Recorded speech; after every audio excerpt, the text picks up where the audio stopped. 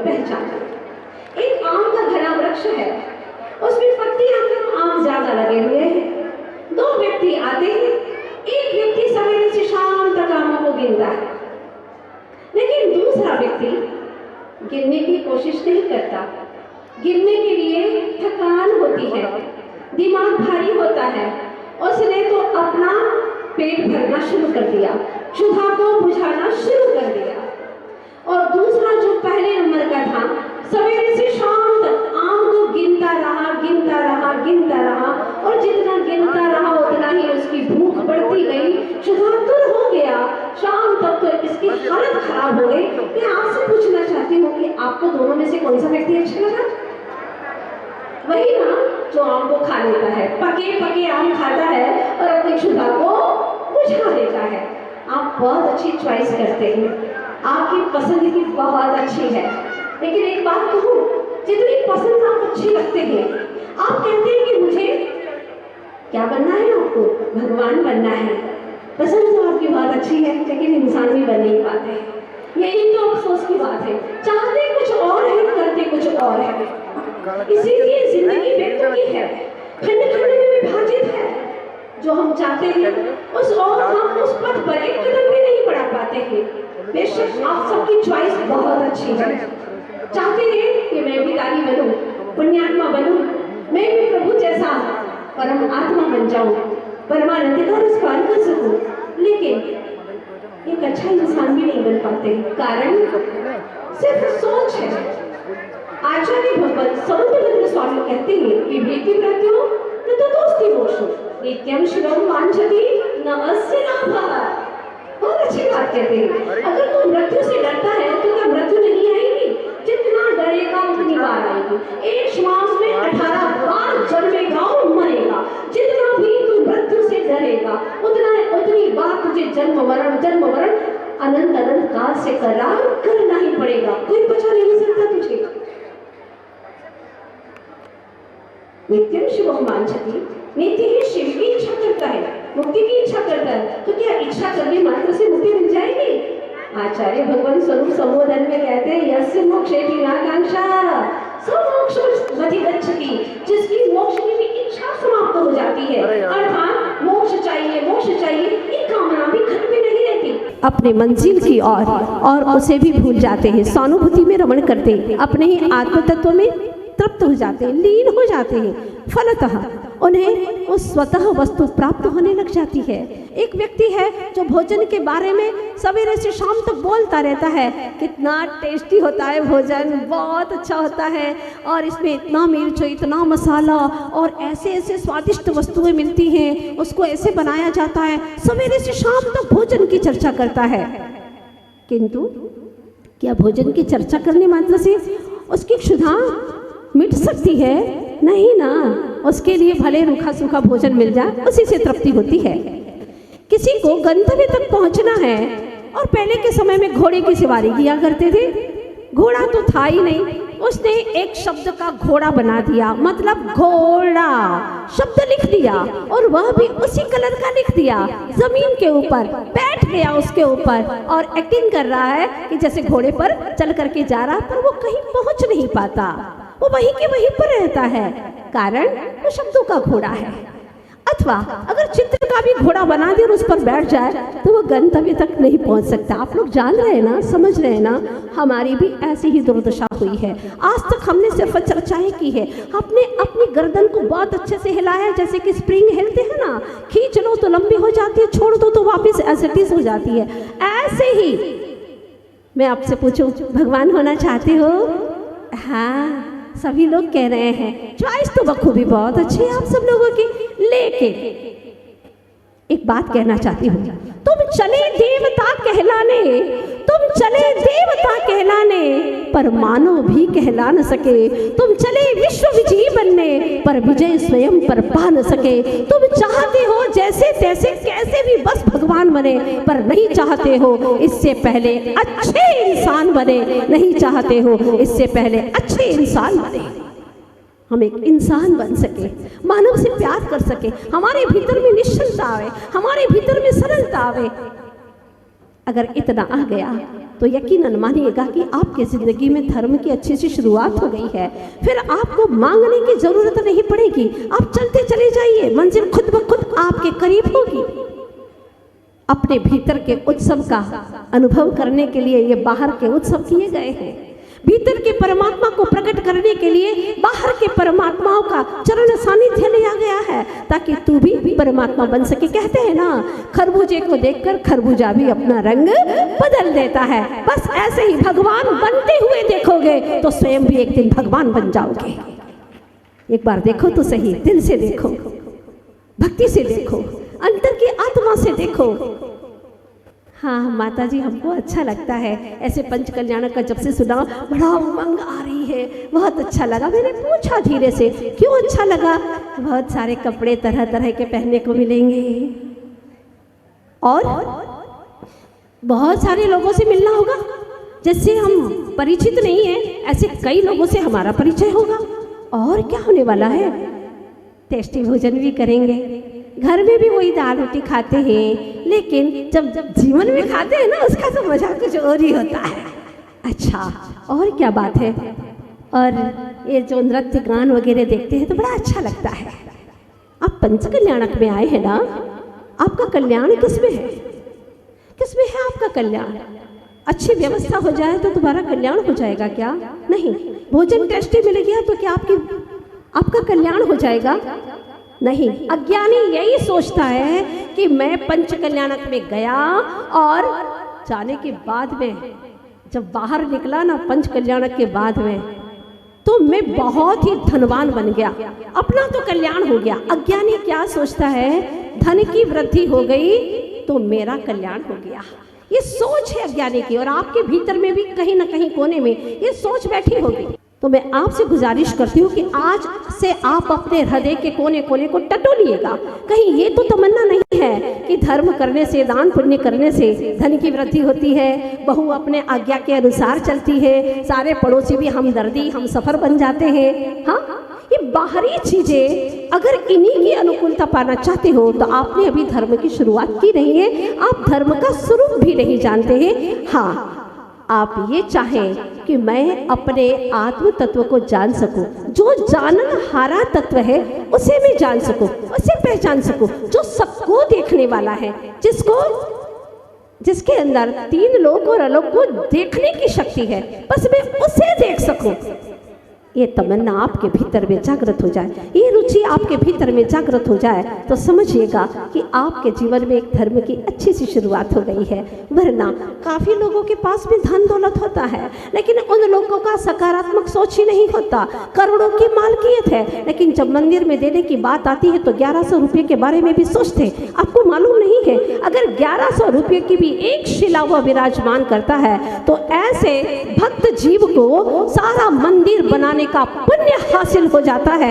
इतना तीव्र पुण्य का बंध होता है, क्योंकि हमारे जैनागम में लिखा है कि जो जितना मंदिर बनाए और राई जितनी भी प्रतिमा विराजमान करे, भक्ति सिख के साथ में अकर्ता भाव से, निरहंकार भाव से, तो नियम से 7वें या कि 8वें भाव में नियम से मोक्ष को प्राप्त होता ही होता है। और जब इतना बड़ा मंदिर बनाते हैं,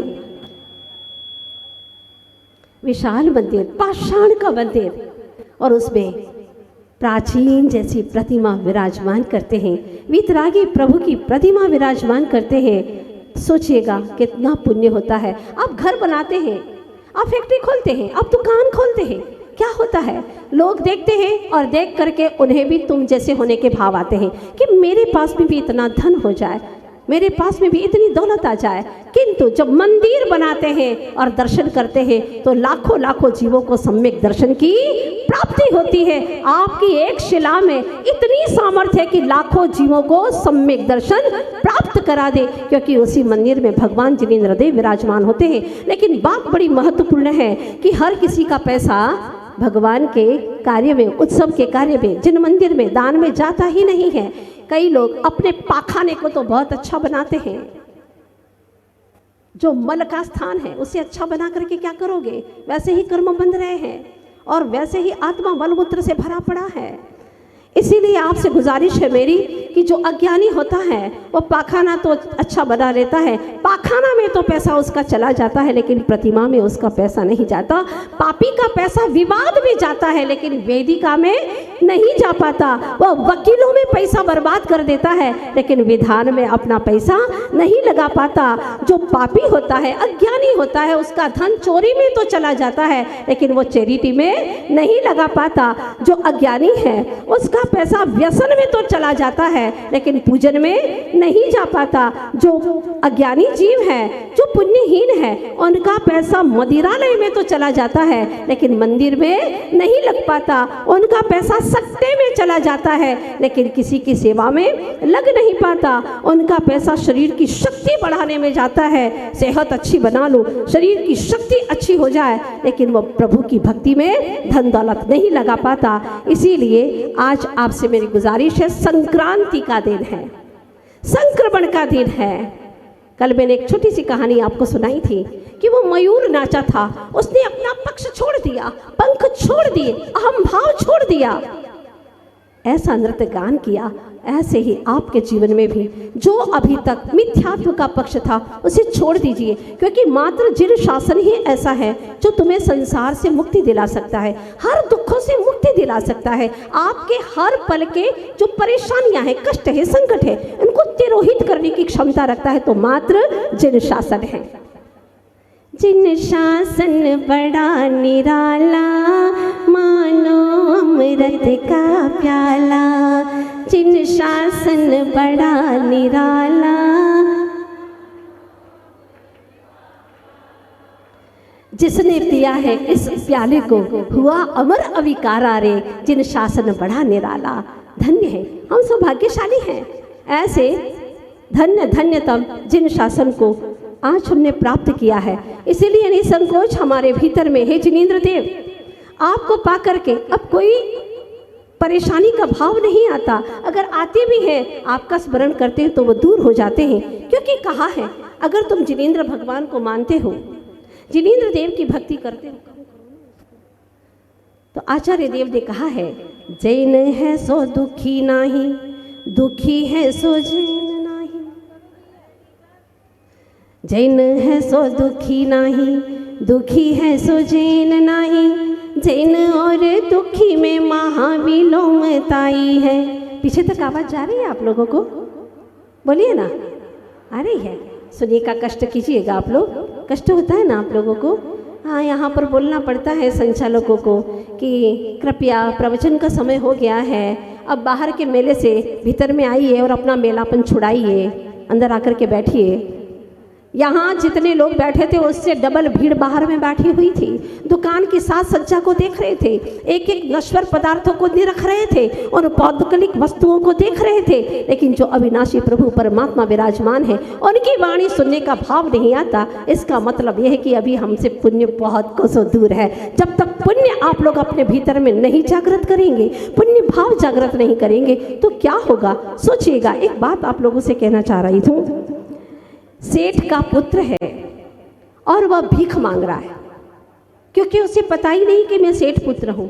बचपन से ही उसका अपहरण हो गया, अपहरण हुआ और किसी भांति वह पुण्य के योग से वहाँ से बच करके निकल भागा, पर उसे अब मालूम नहीं है, क्योंकि उस वक्त वो 1.5-2 साल का था जब अपहरण हुआ था। अब बड़ा हो गया है, लगभग 18-20 साल का हो गया है, लेकिन दर दर भीख मांगता है। मालूम है आपको, वो भीख मांग रहा है, खाली भीख नहीं मांग रहा, आपको भी सीख दे रहा है कि तुम भी अगर ऐसे ही दान पुण्य नहीं करोगे तो मुझ जैसे ही भीख मांगते रहोगे। वो सिर्फ भीख नहीं मांगता, वो सीख भी आपको दे रहा है, तो वह भीख मांगता है। मैं आपसे पूछना चाहती हूँ कि आपके नगर का ऐसा सेठ पुत्र अगर भीख मांगे तो आपको दया आएगी? बोलो ना, आएगी ना? उसको दान दोगे कि नहीं? उसकी झोली में कुछ दोगे कि नहीं दोगे? बोलो, देंगे ना? कोई 10 रुपया देगा? हाँ, अभी भैया जी ने इसलिए झोली फैलाई थी ताकि आप लोग देने का काम शुरू करें। अपने बच्चों से भी कहें कि बेटा तेरे पास में जो भी है, भले 1 रुपया भी है, लेकिन तू दान करना सीख, क्योंकि दान, पूजा, शील और उपवास ये श्रावक के मुख्य 4 कार्य हैं। उसमें दान प्रमुख और प्रथम नंबर पर दिया गया है। जो भी है बच्चों को सबसे पहले ये शुरुआत करवाइए। मैंने देखा था, राजस्थान की घटना है, बड़े शहर की बात है। वहाँ पर एक महिला जिसके पास में कोई धन दौलत नहीं था, बस अपना पेट मुश्किल से भर जाता था, वो हमेशा ये सोचती, बड़ी धर्मात्मा थी और सोचती कि हे प्रभु, मेरे जीवन में ऐसा अवसर कब आएगा कि मैं भी दान पुण्य कर सकूं, कब आएगा ऐसा अवसर। आप लोग भी ऐसा सोचते होंगे ना। हाँ, एक बच्चे ने अपने पिताजी से पूछा, पिताजी आप दान क्यों करते हैं, भंडार में पैसे क्यों डालते हैं। पिता ने कहा, ऐसा प्रश्न नहीं करते, चुप बैठ। कहिए ना पिताजी। अरे तूने सुना नहीं क्या, महाराज माताजी लोग आते प्रवचन करते हैं, जिनवाणी में लिखा गया है कि तुम 1 पैसा दोगे, बोलो बोलो, वो 10 लाख देगा। तुम 1 पैसा दोगे, वो 10 लाख देगा। मतलब पिताजी अपन 1 रुपया देते तो 10 लाख मिलता। हाँ। अब बेटे ने फिर अगला प्रश्न कर दिया, पिताजी एक बात कहूँ आपसे। हाँ बोल, क्या कहना चाहता है। मुझे पता है कि मेरा दिमाग से तेरा दिमाग थोड़ा आगे ही चलता है, क्या पूछना चाहता है। पिताजी आपने इतना सही पैसा क्यों दान किया, अपना जितना भी धन दौलत है सब दान कर दो ना पिताजी, क्योंकि 10 लाख तो आएगा ही, 10 लाख गुना। मतलब कितना हो गया, इतना ब्याज तो अभी कहीं मिलता ही नहीं है। हाँ, 2 रुपया सैकड़ा भी ब्याज आज नहीं मिल पाता, खा जाएगा वो पैसा। पिताजी इतना बड़ा ब्याज, तुम 1 पैसा दोगे, वो 10 लाख देता है, पिताजी सारा क्यों नहीं दे देते। पिताजी के पास भी कोई जवाब नहीं था, क्योंकि उनकी सोच में अभी तक यही आया था कि हम देंगे तो हमें मिलेगा। मतलब देने के पहले उनके दिमाग में, उनके ख्यालों में आ गया कि मुझे मिलेगा, देने के पहले लेने की तमन्ना है, जबकि पिताजी को चाहिए था। अब आपका मन कहेगा, माताजी जवाब दीजिए हमें, हम क्या जवाब दें अपने बेटे के लिए। पिताजी को जवाब देना चाहिए था, बेटा ये जो वित्त का राग है ना, ये दुख का कारण है। हम अपने दुख को घटाने का पुरुषार्थ शुरू कर चुके हैं, इसलिए जितना जितना हम अपना इसके प्रति, वित्त के प्रति राग घटाएंगे, उतना उतना हमारा दुख घटता चला जाएगा।